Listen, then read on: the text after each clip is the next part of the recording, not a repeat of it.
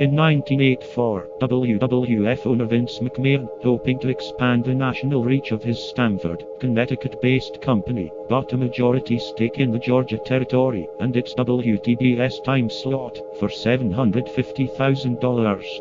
On July 14th of that year, viewers tuned into World Championship Wrestling expecting to see Gordon Solie and the stars of GCW, only to witness McMahon introducing WWF programming instead, an event now known in professional wrestling lore as Black Saturday.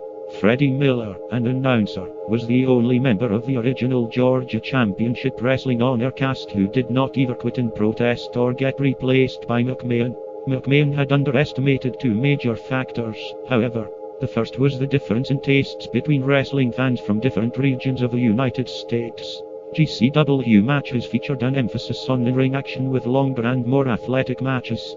The WWF, however, was more soap opera-like in character, with cartoonish characters and storylines, and also tended to feature short squash matches in which one wrestler dominated the other.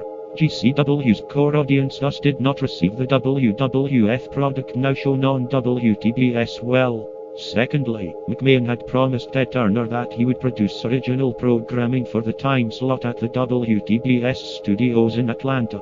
Instead, WWF World Championship Wrestling was mainly used as a recap show, featuring matches which had previously aired on the WWF's main television programs such as WWF Championship Wrestling and WWF All-Star Wrestling, which were originally produced in the Northeast. Eventually, the WWF did have in-studio squash matches on the show on an infrequent basis. During this time, the show was co-hosted by Freddie Miller and Gorilla Monsoon, with Monsoon serving as the play-by-play announcer and Miller serving as the ring announcer. This did not stem the tide of negative viewer reaction to the WWF show, however. Angry viewers deluged WTBS with over 1,000 complaints, demanding to know where GCW had gone. Turner, angry both at the declining ratings and at McMahon's reneging on his promise of original programming for the WTBS time slot, made two moves to correct the problem.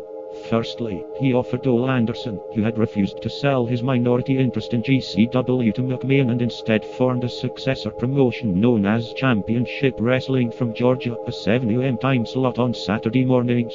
He then gave Bill Watts, the owner of Mid-South Wrestling, a 1-hour time slot on Sundays. These moves upset McMahon, who had assumed that the WWF would be the sole provider of professional wrestling content on WTBS with his purchase of GCW. Turner disagreed, citing McMahon's aforementioned breaking of his promise to provide original WWF programming for the WTBS time slot.